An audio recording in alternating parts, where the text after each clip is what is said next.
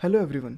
पिछली वीडियोस में हमने हमारी स्केलेबल चैट एप्लीकेशन को फाइनल कर लिया था, बट अभी भी इसमें कुछ इश्यूज़ हैं जिसको मैं आपसे डिस्कस करके उसको रिजॉल्व करना चाहता हूँ। तो जो हमारी स्केलेबल चैट एप्लीकेशन थी उसका आर्किटेक्चर क्या था? हमें डेटाबेस को स्केल करना था, जिसके लिए हमने अपाचे काफा को यूज़ कर लिया। अब यहाँ पे एक और फीचर अराइव होता है कि अगर हम स्केलेबल चैट एप्लीकेशन बना रहे हैं तो इनकेस हमने डेटाबेस को तो स्केल कर लिया, बट जब हमें सॉकेट कनेक्शन को स्केल करना होगा, हमें ये पता होना चाहिए कि हमारा जो सॉकेट सर्वर होता है उसके भी कुछ लिमिटेशंस होती हैं। सपोज़ अगर हमें इसे हॉरिजेंटल स्केल करना हुआ तो हम क्या करेंगे?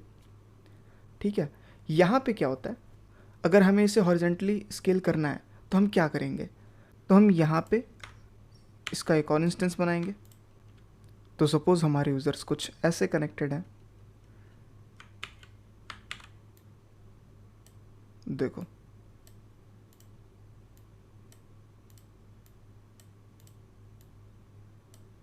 मान लेते हैं हमारे सॉकेट सर्वर 1 से फ़िलहाल के लिए 3 यूज़र कनेक्टेड हैं और सॉकेट सर्वर 2 से 2 यूज़र कनेक्टेड हैं। अब हालांकि ये दोनों सर्वर अलग अलग हैं, तो अब हमें अगर ग्रुप मैसेज कराना है या फिर ब्रॉडकास्ट कराना है, अब हमें इन दोनों के बीच में भी कम्युनिकेशन कराना होगा, ताकि अगर यूज़र 1 यानी ये वाला यूज़र अगर कुछ मैसेज करे सॉकेट आयो में, तो वो मैसेज सॉकेट आयो 2 के जितने यूज़र्स हैं उन्हें भी पब्लिश होना चाहिए, उन्हें भी दिखना चाहिए। इस चीज़ के लिए हमें क्या करना होगा? हम यहाँ पे क्या करेंगे? रेडिस का आर्किटेक्चर यूज़ करेंगे। तो रेडिस करेगा क्या? सर्वर 1 कुछ मैसेजेस को रेडिस के किसी चैनल में पब्लिश करेगा और सर्वर 2 उस चैनल को लिसन करेगा। तो होगा क्या? अगर कोई मैसेज सर्वर 1 पब्लिश करता है रेडिस में, सॉकेट 2 उस चैनल को लिसन कर रहा है, जैसे ही वो इवेंट आएगा तो सर्वर 2 अपने रिलेटेड जितने यूज़र्स हैं उन्हें वो मैसेज एमिट कर देगा। इस तरह से हमने क्या किया, हमने सॉकेट आयो को भी स्केल कर लिया, काफका का यूज़ भी कर लिया फॉर डेटाबेस, और रेडिस का यूज़ कर लिया हमने सॉकेट आयो को स्केल करने के लिए। बट यहाँ पे तुम अगर ध्यान दोगे, हम क्या कर रहे हैं? रेडिस में एक एक्स्ट्रा चैनल बना रहे हैं जहाँ पे मैसेजेस को पब्लिश कर रहे हैं। कुछ सिमिलर काम हमारा काफका भी तो कर रहा था। ठीक है, इस चीज़ को हम अपने काफका के थ्रू ही रिजॉल्व कर सकते हैं। ठीक है, हमें एक्स्ट्रा मेमोरी की ज़रूरत नहीं पड़ेगी, हमें एक्स्ट्रा चैनल की ज़रूरत नहीं पड़ेगी, यानी हमें डेटा की डुप्लीकेसी करने की भी ज़रूरत नहीं है। ठीक है, तो हम सिंपल क्या कर सकते हैं, रेडिस की जगह पे हम काफका यूज़ कर सकते हैं, क्योंकि जो काम रेडिस कर सकता है वो काफका भी कर सकता है। एक्चुअल में रेडिस से ज़्यादा मेमोरी और ज़्यादा एफिशिएंट काफका है। तो हम इस आर्किटेक्चर को थोड़ा ऑप्टिमाइज़ करेंगे। तो तुम मुझे कमेंट सेक्शन में बताना कि जो हम आर्किटेक्चर यूज़ कर रहे हैं उसके प्रोज एंड कॉन्स क्या क्या हैं। तो अब चलो हम रेडिस को हटा के काफका को यूज़ कर लेते हैं। सिंपल, हमने रेडिस हटाया। अब हम क्या करेंगे, इस काफका को सीधा उठाएंगे और यहाँ रख देंगे। हमने क्या किया, देखो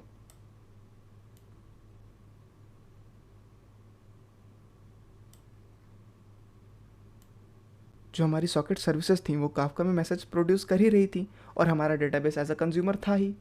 तो हमने कुछ नहीं किया, हमारी सॉकेट सर्विसेज को भी एज अ कंज्यूमर यूज़ कर लिया। ठीक है, सॉकेट सर्वर 1 जो है यहाँ पे वो पब्लिशर भी है और कंज्यूमर भी है। सॉकेट सर्विस 2 जो है सेम पब्लिशर और कंज्यूमर भी रहेगा। तो हमने क्या किया, हमने कोई एक्स्ट्रा चैनल नहीं यूज़ किया, एक्स्ट्रा टॉपिक नहीं यूज़ किया, सेम टॉपिक से हमारे दोनों काम हो गए, कम रिसोर्सेज में ज़्यादा आउटपुट दे दिया। ठीक है, तो चलो इस चीज़ का हम कोड देख लेते हैं। कोड एक्चुअली मैंने पहले से किया हुआ है, मैं तुम्हें दिखा देता हूँ।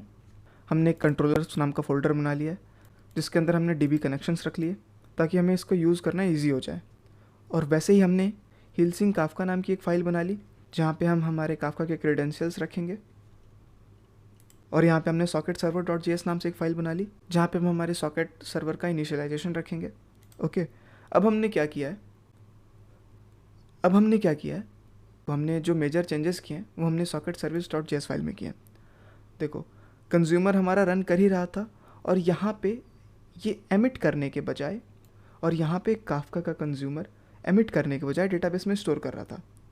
अब यहाँ पे इशू क्या आ रहा था, इशू क्या आता, सपोज़ करो हमारी जो सॉकेट सर्विस की जो फाइल है, ठीक है, कुछ मैसेज या फिर कुछ इवेंट पब्लिश हुआ काफका के पर्टिकुलर टॉपिक में और इसका कंज्यूमर यहाँ पे है और ये डेटाबेस में स्टोर कर रहा है, और डेटाबेस में स्टोर करने के बाद हम इसे एमिट करा दे रहे थे जो कि प्रॉपर वर्क कर रहा था।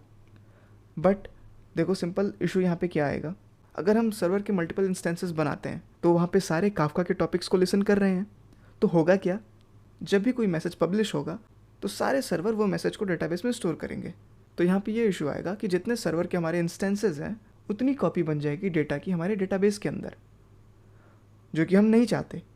तो हम सिंपल ये करेंगे कि जहाँ पे हम डेटाबेस में स्टोर करा रहे थे उसको स्टोर ना कराएं, केवल हम एमिट कराएं। अगर हमने मैसेज पब्लिश किया है काफका में तो इट मीन्स वो स्टोर हो चुका है। तो जब हमने काफका में जब मैसेज पब्लिश किया है तो मैसेज हमारा परसिस्टेंट रहेगा ही, ठीक है। तो हम वहाँ पे उसको एमिट कर देते हैं और पैरेलली एक और सर्वर रन कर देते हैं जहाँ पे वो जो उस कंज्यूमर को लिसन करता रहेगा, ठीक है। और जब कोई मैसेज आएगा उसको डेटाबेस में डाल देगा।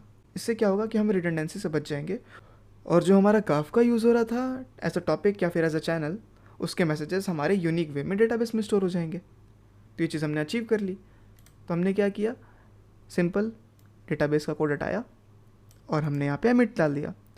अब डेटाबेस का कोड लिखने के लिए हमने क्या किया, हमने यहाँ पे db insertion काफका नाम से एक फ़ाइल बना ली जहाँ पे हमने अपना कंज्यूमर डाल दिया और सेम वे में हमने डेटाबेस में स्टोर करा दिया।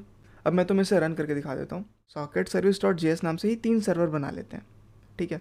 हम ये भी कर सकते हैं कि सेम फाइल को 3 अलग अलग पोर्ट पे रन करा दें इंस्टेंसेस बना के, बट अभी फ़िलहाल के लिए मैंने 2 फाइल बना ली है, SS1 और SS2। मैं जानता हूँ ये बहुत बढ़िया तरीका तो नहीं है, बट ट्रायल के लिए इसको यूज़ कर लेते हैं, ठीक है। तो SS2 को हमने रन करा दिया 4003 पे और SS1 को हमने रन करा दिया 4002 पे, ठीक है। और सॉकेट सर्विस तो हमारी 4001 पे रन कर ही रही थी।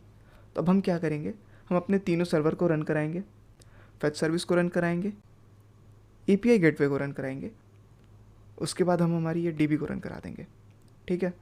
देखो इन सारी चीज़ को मैं डॉकर से कर सकता हूँ, ठीक है, बट मेरे सिस्टम पे डॉकर बहुत स्लो चलता है, ठीक है। देखो हमने ऑलरेडी कोड लिखा हुआ है बट मैं इसे रन नहीं कराऊंगा क्योंकि मेरा डॉकर बहुत स्लो चलता है। तो मैं फ़िलहाल के लिए इसे मैनुअली ही रन कराऊंगा, ठीक है। तो मैं तुम्हें ये दिखाने के लिए कि हमारा सॉकेट सर्वर भी स्केल हो चुका है, उसके लिए मैं तुम्हें यहाँ पे कंसोल लगा देता हूँ तीनों सर्वर पे हमारे।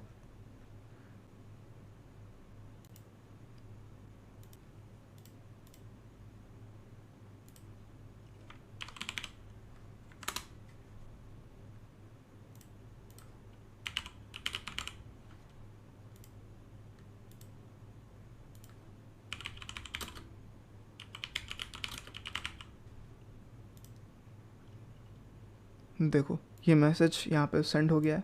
अब हम बैकएंड को चेक कर लेते हैं। ये हमारे 4001 सर्वर पे लिसन हुआ, ये हमारे 4002 पे लिसन हुआ और यहाँ पे हमारे 4003 पे लिसन हो गया। इट मीन्स हमने socket.io को स्केल कर लिया।